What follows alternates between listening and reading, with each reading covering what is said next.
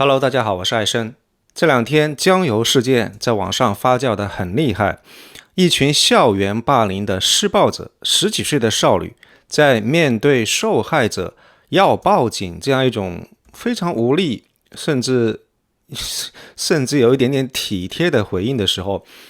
他们笑着说：你觉得我们怕你吗？又不是没有进去过，你以为这就完了吗？他们甚至更嚣张地炫耀说，都进去10多次了，没得20分钟就出来了。这个就是四川江油霸凌事件里面施暴者亲口说出来的话。这些话就像一把刀，直接扎破了我们对于安全感的那点幻想。它告诉我们一个特别残酷的现实，在某一些未成年的小恶魔眼里，法律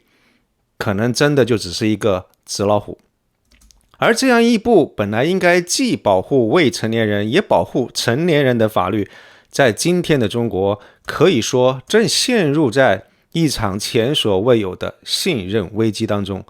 网上汹涌的民意把它贴上了一个让很多人心里发毛的标签，恶魔的保护伞。这就很奇怪了，本来是一部出发点这么好的法律，怎么就会变成大家口中的恶魔保护伞了呢？为什么我们一次又一次的看到受害者的眼泪换不来正义，而那些施暴者却能够仗着这个未成年这样一张护身符逍遥法外呢？这个背后真的只是几个法律条文的问题吗？是不是修改一下法律条文就能够解决掉我们所有的问题？还是说这暴露了我们整个社会的治理体系一个更深层次的系统性的失灵呢？今天艾生就来把这个事儿跟您聊透了。我们先把时间倒回去看一看当初这部法律是怎么样一步一步变成今天这个样子的。上个世纪80年代那会儿，中国的社会治安面临着非常严峻的挑战，尤其是青少年犯罪率一度高得吓人。那为了稳住社会，1983年严打开始了，而当时的核心思想实际上就6个字：依法、从重、从快。这样一场运动在我们整个社会跟法律体系里面刻下了一条深深的惩罚主义的底线，说白了就是乱世用重典这个想法，在当时实际上是刻在很多人的骨子里面的。这个也就解释了为什么现在每一次有这样类似于校园霸凌这种恶性案件的时候，大家的第一反应总是会要求严刑峻法。时间快进到90年代的时候，中国开始跟国际社会接轨。1990年，我们签署了联合国的儿童权利公约，紧接着91年，第一部未成年人保护法就诞生了。如果我们光看法律文本的话，会觉得这样一部法律在当时其实是非常先进的，什么儿童最大利益的原则，什么生存权、发展权、受保护权都包括进去了。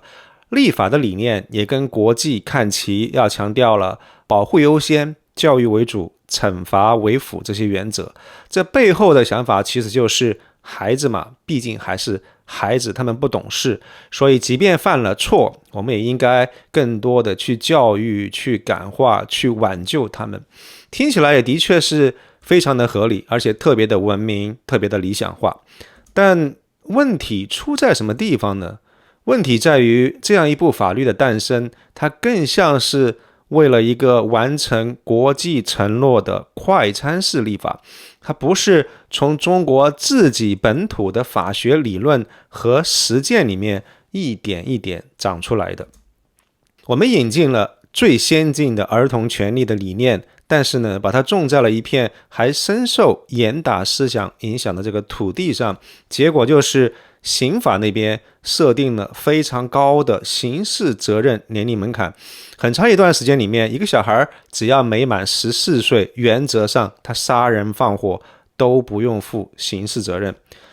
这样一个非常美好的设想，在很长一段时间里面看起来好像没出什么大问题，直到一个案子像一道晴天霹雳一样把这样一层善意的面纱给撕得粉碎。这个就是2019年大连那个案子，一个13岁的男孩蔡某某用极其残忍的手段结束了一个10岁女孩的生命。这个案子有多残忍，我今天不想展开来细说，想起来还是会让人心里觉得很难受。但是呢，法律给出的结果是什么呢？因为没满14岁，依法不负刑事责任，最后仅仅被判了3年的收容教养。3年，只是3年，甚至不需要坐牢，就可以换一条活生生的人命。这个结果，我跟您说，当时真的是刺痛了每一个关注这个案子的中国人。公众的愤怒一下子就被点燃了，大家突然发现，原来我们引以为傲的法治进步，在这么一个极端的罪行面前，居然如此苍白无力。收容教养这个词听起来就非常的软绵绵，在大家眼里基本上就是和稀泥的代名词。你以为这就完了吗？更让人绝望的还在后头。刑事惩罚指望不了，那民事赔偿总应该可以做到位吧？受害者父母在痛失爱女之后，他们打官司，法院也的确是判了凶手的家庭要赔偿128万，这个基本上是他们能够寻求慰藉的最后一条路了。但是等来的是什么呢？对方父母耍赖，拒不赔偿。这个本来已经支离破碎的家庭，为了拿到这样一笔带血的赔偿，被迫走上了那样一条又痛苦的又漫长的强制执行之路，受尽煎熬。大连这个案子用一个家庭的悲剧给全社会展示了一幅让人窒息的画面。刑事上法律惩罚不了小恶魔，民事上法律也没有办法保护受害者的基本权益。这样一种双重失灵的现状，让公众对于未成年人保护法的信任第一次出现了巨大的裂痕。也就是从那个时候开始，大家开始叫它恶魔保护伞。那这么大的名分，终于也还是推动了法律的改变和进步。2021年3月，刑法修正案11生效了，其中最重要的一条就是给刑事责任年龄打了一个补丁，规定满了12岁不满14周岁的小孩，如果犯了故意杀人、故意伤害这样一种极端恶性的罪，情节特别恶劣的，经过最高检核准，可以追究刑事责任。那这个条款非常明显，就是对于大连案的一个直接回应。立法者想要用这样一种打补丁的方式来填上法律的窟窿，安抚一下民心。但是这个补丁真的够用吗？一场新的大考很快就来了。2024年3月，河北邯郸3个初中生杀害同学，还非常残忍的埋了尸。那这个案子的情节又再一次刷新了我们所有人的认知底线。3个凶手都没有满14周岁，他们不光是长期霸凌自己的同班同学，甚至还提前挖坑，是非常明显的有预谋的谋杀。而这一次法律新打上的这个补丁总算派上了用场，最高检反应很快，依法核准追诉了这3个嫌疑人，看起来是一个非常积极的信号，对不对？法律终于露出了它本来就应该有的牙齿。但是公众的讨论很快就拐到了一个更深入的问题上，那就算追究了他们的刑事责任，又能怎么样呢？根据我们的法律，未成年人是不会适用死刑的。这个就意味着这3个手段极其残忍的少年，他们面临的最高刑罚不过也就是一个无期徒刑。你看，大家的讨论焦点很快就从该不该判变成就算判了又怎么样呢？判个无期有意思吗？解恨吗？能不能吓住下一个想要干这种事的人呢？邯郸案告诉我们，就算立法者打了补丁，也根本没办法填平老百姓心中那样一种非常朴素的杀人偿命的正义感。这个和现代刑法理念之间的这个巨大鸿沟同样没有办法填平。好了，法律打了补丁，好像总算能够惩罚那些最极端的重罪了，对不对？但是真的够吗？一个更可怕的现实是，对于那些还没有达到杀人放火那一步，但同样会让人恨得牙痒痒的小恶，比如说江油事件，这是我们看到这几个未成年的少女对于这个非常可怜的受害者拳打脚踢，非常恶劣的围殴。我们的法律是不是其实也还是一点办法都没有呢？从视频当中看到四川江油的这样一群无知少女，用他们非常嚣张的笑声给了我们一个非常残酷的答案。那如果说邯郸案大家还在纠结应该判多少年，那么四川江油这个事儿就彻底把大家对于整个未成年人保护法的火给点爆了。就是那样一句让人非常恼火的话，我再重复一遍，都进去10几次了，磨得20分钟就出来喽。这句话的杀伤力，老实说，比邯郸案的那些残忍的细节还大，因为它证实了一个大家心里早就有的猜想：对于那些还没有到杀人放火的罪恶的程度，但同样恶劣的霸凌、侮辱、抢劫的行为，现有的法律体系实际上是失能的，是没有用的。2021年的那个法律修正案，其实就只是给金字塔的最塔尖、最顶上、最恶劣的一小块大恶打了一个小小的补丁，但是对于金字塔中间跟底下那些更普遍、更常见的小恶，整个法律的系统依然还是束手无策的。江油校园霸凌施暴者的这样一句坦白，其实无意当中揭开了一个真相，那就是法律在基层执行当中的旋转门效应。犯了事儿被警察带走到局子里面说他几句，写个检讨，放了，没过几天又再犯，然后再带到局子里面再说他几句，写个检讨，又再放了。就这么来回折腾这个旋转门，非但没有起到任何震慑的效果，反而让这些少年对于法律产生了极大的蔑视，甚至在某种程度上把进派出所当成了可以向同伴炫耀、可以拿来吹牛的资历。而这个现实世界当中的惩戒真空，才是比刑事责任年龄更要命的漏洞，它直接导致了江油当地爆发了如此大规模的民众聚集的抗议，要求政府严惩这些不良少年。到了这一步，关于未成年人保护法的争议，它已经从网上的口水战变成了对于江油地方政府治理能力的直接挑战，社会稳定都开始受到威胁。那么问题到底出在什么地方呢？江油事件这场危机的根源，其实是立法理想主义跟基层治理现实之间一道非常现实的巨大的鸿沟。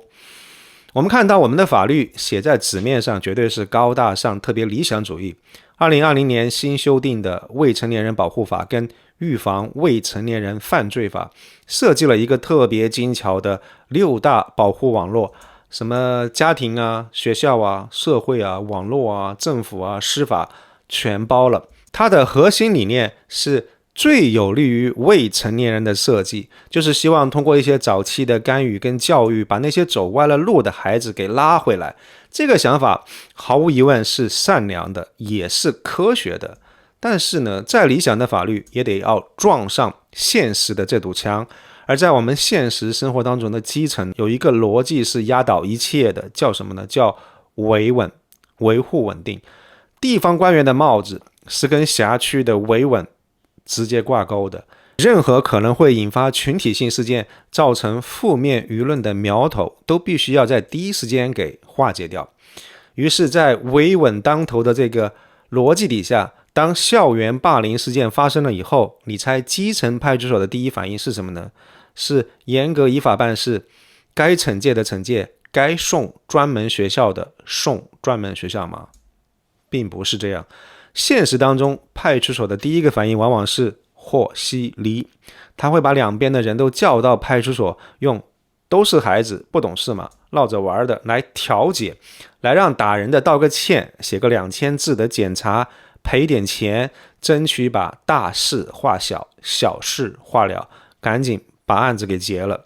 这样一种处理方式，在老百姓眼里就是赤裸裸的不作为，他给施暴者传递了一个错误的信号，没关系，下次注意一点就行了。他也给受害者跟其他的家庭，给社会公众传递了一个让人绝望的信号，别指望法律了，没用的。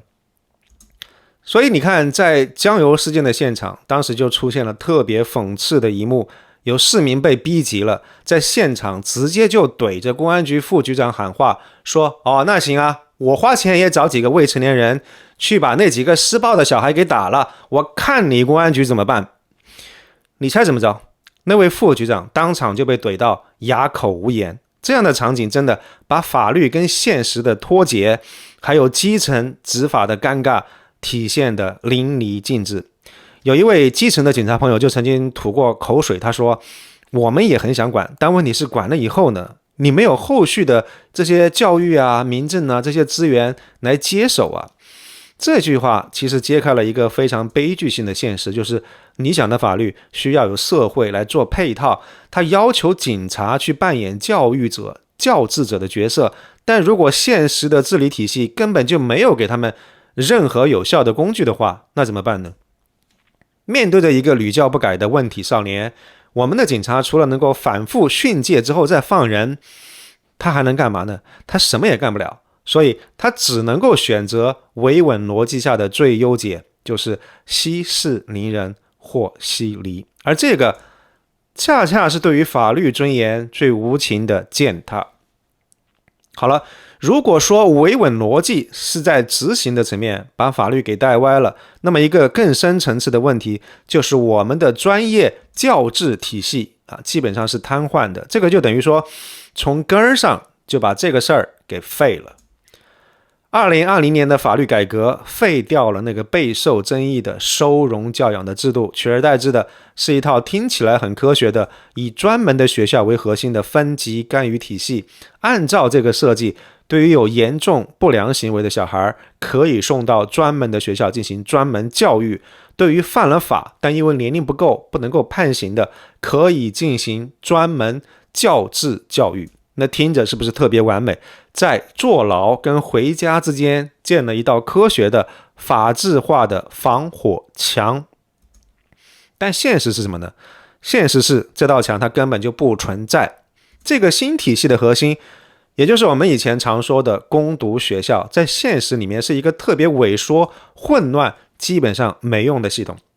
1999年预防未成年人犯罪法出台以后，一个看起来很善意的改动，却带来了灾难性的后果。法律规定送孩子去攻读学校必须要家长同意，那这下好家伙，强制性的变成了自愿的原则。你想想看，咱们中国人家丑不可外扬的这个观念有多么的深入人心，有几个家长就算自己的小孩问题再严重，会愿意主动把小孩送去那种地方呢？其结果很容易想象，就是攻读学校普遍招不到学生了，他们的数量从最多的时候200多所，到现在可能剩下70多。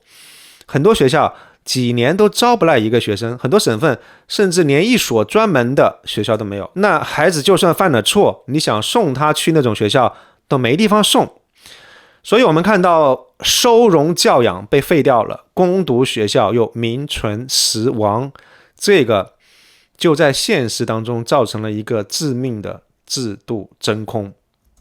所以我们的很多基层执法人员就用了一个特别扎心的词儿来形容这样一种状态，叫做养猪困境。对于那些行为出格但是又不够判刑的问题少年，我们没有任何有效的强制手段，只能够眼睁睁地看着他们在学校跟家庭的监管之外，问题越滚越大，就像养猪一样，等着他们长大变肥，等着他犯下滔天大罪的那一天。到那时候，社会舆论一片哗然，司法系统的确是能够起作用了，但是剩下的是刑事处罚这一个最笨重但是也是最锋利的工具了。那这样一种要么一放了之，要么一罚了之，在两极之间摇摆的处理方式，就是我们现在未成年人保护体系失灵的核心问题。那看到这儿，您恐怕已经明白了，我们的立法者辛辛苦苦设计了一套通往拯救的梯子，从家庭管教、学校处分、警察训诫，一直到最后的专门教制的教育，看起来特别好，但现实是什么呢？现实就是这架梯子它最关键的最后一节它是断的。当一个孩子的行为超出了家庭跟学校的管束能力，但是又够不上坐牢的标准的时候，我们的司法系统手里没有任何有效的能够强制执行的工具，最后关键的那个梯子它是断裂的，那只能怎么办呢？迫不得已只能够把它放回社会，交还给同样拿它没有任何办法的家庭跟学校。这个就是将由那帮霸凌者口中的旋转门效应的制度根源。这个也就是为什么大家都会觉得对于未成年人保护法非常的失望，非常的无力，觉得法律就是纸老虎的根本原因。当法律的梯子断了，正义下不来，你觉得公众会做什么呢？他们会等着吗？不，他们会用自己的方式进行审判，只不过是这场审判在一个我们谁都躲不开的战场上进行。法律不管用，大伙的愤怒能去到哪儿呢？那当然就是在网络上来宣泄，这个就是江油事件这场危机的核心战场。在社交媒体上，关于未成年人保护法的讨论被一个特别简单但是又特别有力的故事给主导了，那就是法律保护了坏人，伤害了好人。在这个叙事里面，未成年这个身份不再是需要保护的特征，反而成了一个可以逃脱惩罚的免罪金牌，而受害者的惨状和施暴者的嚣张形成了非常鲜明的对比，给这个故事不断的添柴加火。在这个 case 里面，卡西佗陷阱再次表现的淋漓尽致。你比如说，有法律专家出来理性的做一些分析，说严刑峻法不一定管用，根子是在家庭教育跟早期干预等等等等。那底下的评论一定会说他圣母，他站着说话不腰疼。而如果司法机关出来强调说我们必须要依照程序正义依法办案，那这个时候大家就会解读成是官官相护，拖延时间，想要包庇坏人。甚至那将由地方政府发一个正式的官方通报，也会被大家质疑是在避重就轻，掩盖真相。所以这样一种非常深度的不信任感，让任何理性的公共的讨论都会变得不可能。信任的崩塌，从对一部法律的质疑，很快就会蔓延到对于整个司法体系，甚至于对于政府治理能力的全面怀疑。江油事件里面出现的那些直接挑战公权力的口号，虽然可能只是个别人的极端声音，但它是一个极其危险的信号。那说到底，真正点燃大家怒火的是两件事情，一个是未成年犯罪越来越残忍，而另外一个是我们的司法系统肉眼可见的，那他们没有任何办法。公众的恐惧跟怒吼是来自于邯郸案件里面受害者被铁锹铲得面目全非的那张脸，是江油霸凌施暴者嘴里那样一句轻飘飘的又不是没进去过的轻蔑。那这样一些极端的个案冲击力太强了，它在舆论场当中把统计当中的少数变成了我们感觉当中的全部，所有理性的政策辩论都会被这些极端的个案给绑架了。所以信任这个东西一旦坍塌，想要重建起来太难了。当法律失灵，政府失灵，整个社会就像是一个越拧越紧的高压锅，那么摆在我们面前的到底有哪几条路呢？是继续打着补丁混日子，还是有其他更痛苦但是有可能更彻底的出路呢？聊到这个地方，面对这么一个烂摊子，未来会怎么样呢？在我看来，最有可能发生的一种情况是反应式的修补。什么意思呢？就是在持续的舆论的压力底下，立法机关会继续打补丁，下一次再出一个什么极端的案件，可能就会继续小修小补一下，比如说把更多的重罪，像例如什么严重的抢劫啊、轮奸啊，也可能加入到12到14岁可以追究刑责的这个年龄范围里面，又或者加大对于不负责任的父母的惩罚。但是对于建立一个全国性的真正管用的专门教治体系，这样一种需要花大钱下大功夫的事儿，中央层面大概率可能只会发一些指导意见，鼓励地方自己去试点去探索，未必真的会有大规模的真金白银的投入，其结果就是治标不治本。那每当出现一个新的法律没有覆盖到的恶性案件的时候，争议会再一次的爆发，法律的公信力就会在这样一种一事一议的修修补补里面被慢慢的消耗掉。那说到这里，我们可以下一个结论了，江油事件当中体现的未成年人保护法的信任危机，说白了，它根本不是什么法律条文之争，而是一场深刻的多维度的治理危机。它是一个现代化的理想的法律，被硬生生的塞进了一个相对滞后的资源又不够的社会配套体系里面，再加上了一个稳定压倒一切的基层治理的惯性，惩戒的真空加上制度的真空，最后必然会产生的一个悲剧。所以你看，我们其实已经掉进了一个死循环里面，极端的个案点燃了公众的怒火，舆论的压力迫使立法打补丁，但执行的基础那个教治体系根本形同虚设，新的法律在基层里又被那个维稳的逻辑给架空了，然后这会导致公众的不信任感更深，